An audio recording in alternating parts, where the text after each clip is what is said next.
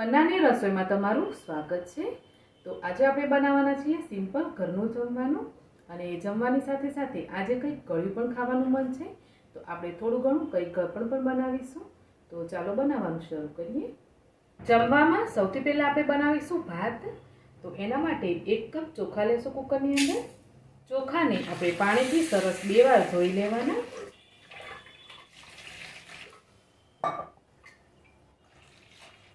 હવે ચોખાને ચડવા માટે જેટલું પાણી જોઈએ એટલું પાણી આપણે લેવાનું। સ્વાદ પ્રમાણે કે પછી અડધી ચમચી મીઠું એડ કરીશું। હવે કુકરનું ઢાંકણ બંધ કરી અને આપણે ભાતને ચડવા માટે મૂકવાના છે। જ્યાં સુધીમાં આપણા ભાત ચડીને તૈયાર થાય ત્યાં સુધીમાં આપણે શાકની તૈયારી કરી લઈએ। શાક બનાવવા માટે આપણે સૌથી પહેલાં આ રીતે કઢાઈની અંદર પાણી ગરમ થવા માટે મૂક્યું છે અને હવે પાણીની અંદર આપણે પાલકને એડ કરવાની।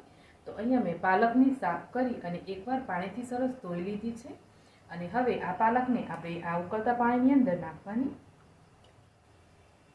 પાલક મેં અહીંયા એક જોડી કે પછી વજનમાં 150 ગ્રામ જેટલી લીધી છે।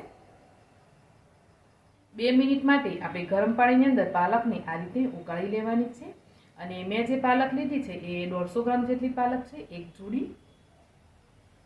તો અહીંયા પાલકને ગરમ પાણીની અંદર રાખી 2 મિનિટ જેટલો ટાઈમ થઈ ગયો છે।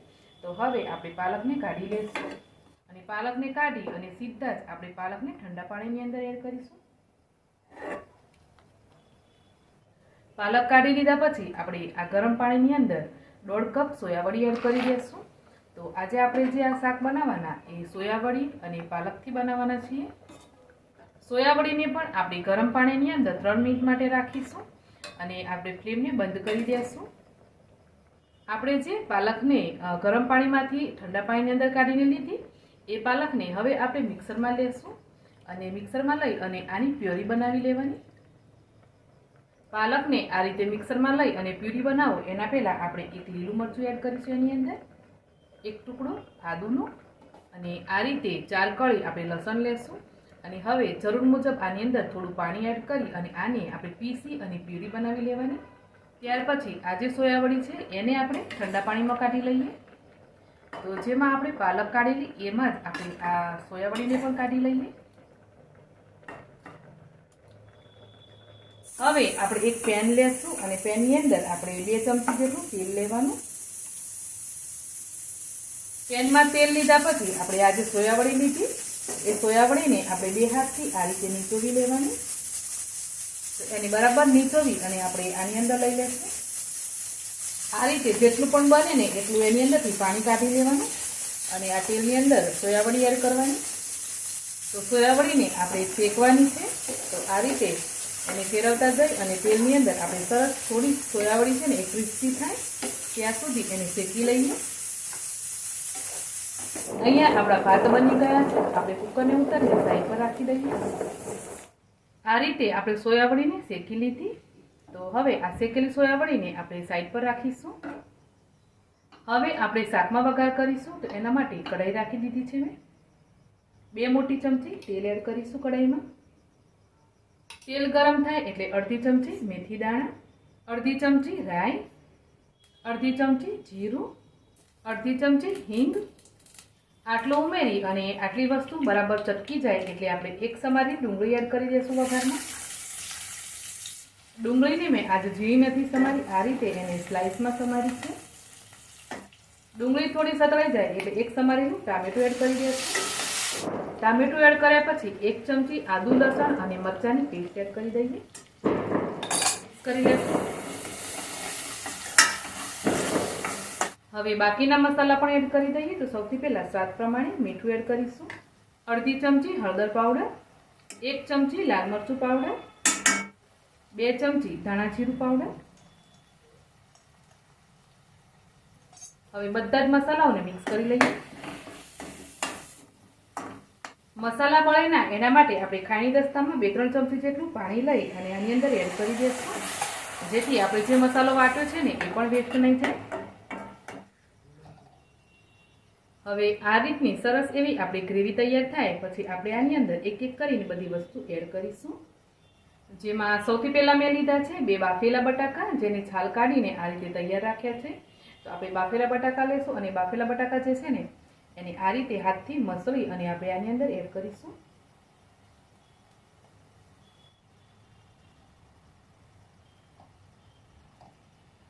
બટાકાનો આ રીતે માવો કરી અને આપણે મસાલા સાથે સરસ મિક્સ કરી લઈએ.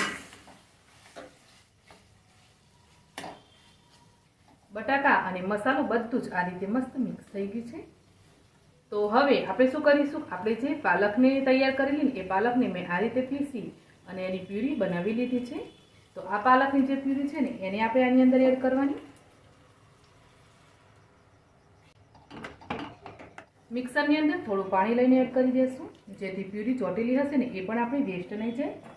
બધું જ આપણે આ રીતે મિક્સ કરી લઈએ.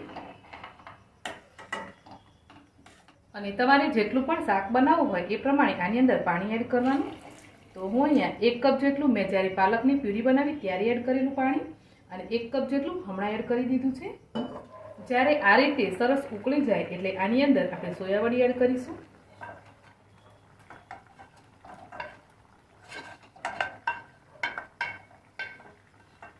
સોયાવડીને બરાબર મિક્સ કરી લઈએ. સોયાવડી એડ કર્યા પછી આપણે ફરીથી આને 5 મિનિટ માટે આ રીતે મીડિયમ ગેસ ઉપર થવા દેવાનું. 5 મિનિટ પછી આપણે જોઈએ તો આપણું શાક છે ને એ આ રીતનું તૈયાર થયું છે. તો હવે આપણે ફ્લેમને બંધ કરી દઈશું, કેમ કે શાકને આપણે આ રીતે જ રાખવાનું છે. અને જ્યાં સુધીમાં આપણે આને સર્વ કરીશું ને ત્યાં સુધીમાં એ આ છે એનાથી પણ થોડું ઘાટું થશે. છેલ્લે થોડા લીલા ધાણા એડ કરી દઈએ.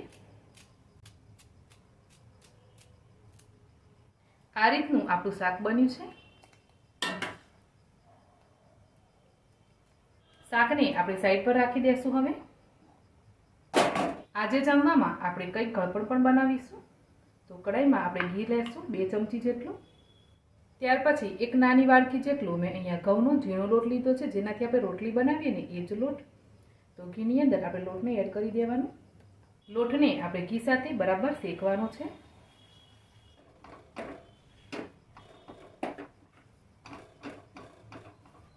શીરો બનાવવા માટે તમે લોટને જેટલો પણ ધીમા ગેસ ઉપર શેકશો ને એટલો શીરો ખાવામાં વધારે સારો લાગશે. લોટ શેકાય છે ને ત્યાં સુધીમાં આપણે પાણી ગરમ કરવા માટે મૂકી દઈએ.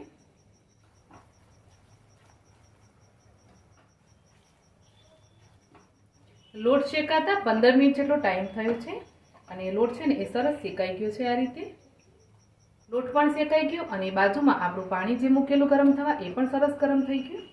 તો હવે આપણે શું કરીશું, એક હાથથી આ રીતે એને ચલાવતા રહેશું અને થોડું થોડું કરીને પાણી એડ કરવાનું.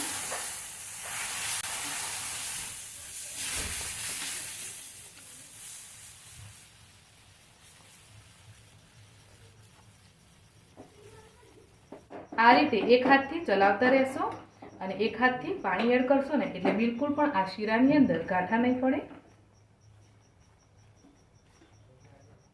પાણી એડ કર્યા પછી પણ આપણે એને આ રીતે ચલાવતા જ રહેવાનું છે અને જ્યાં સુધી ઘી છૂટું નહીં પડે ને ત્યાં સુધી આ પ્રોસેસ કરવાની.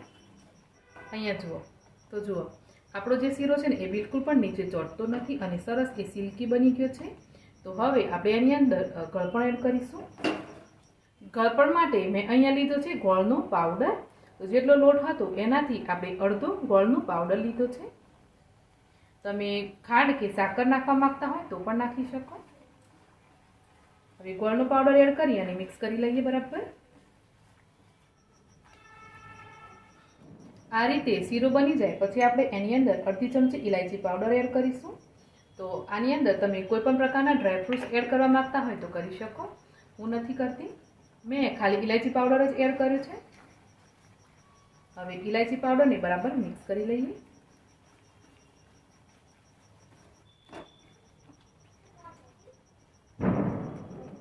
અહીંયા આપણો એકદમ સિલ્કી અને મખમલી આ રીતે શીરો બનીને તૈયાર છે. ફ્લેમને હવે બંધ કરી દેશું. આપણું શાક બની ગયું, ભાત પણ બની ગયા અને શીરો પણ બની ગયો. ખાલી હવે રોટલી જ બાકી રહી. તો રોટલી માટે મેં લોટ ઓલરેડી બાંધી જ રાખ્યો છે. ખાલી રોટલીને હું બનાવી લઈશ. આ રીતે હું વણતા જઈશ અને રોટલીને શેકતા જઈશ એમ કરીને બધી જ રોટલી બનાવી લઉં છું. આજનું આપણું જમવાનું તૈયાર છે. તો આપણે સર્વ કરી લેશું. પાલક સોયાવડીનું શાક, શીરો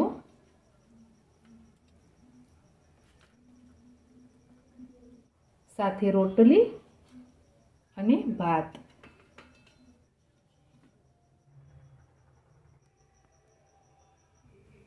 તો ફ્રેન્ડ્સ, આજની રેસીપી તમને ગમી હોય તો વિડીયોને લાઇક શેર કરજો અને કોમેન્ટ કરીને જરૂરથી જણાવજો. તો મળીશું એક આવી જ નવી રેસીપી સાથે. આવજો.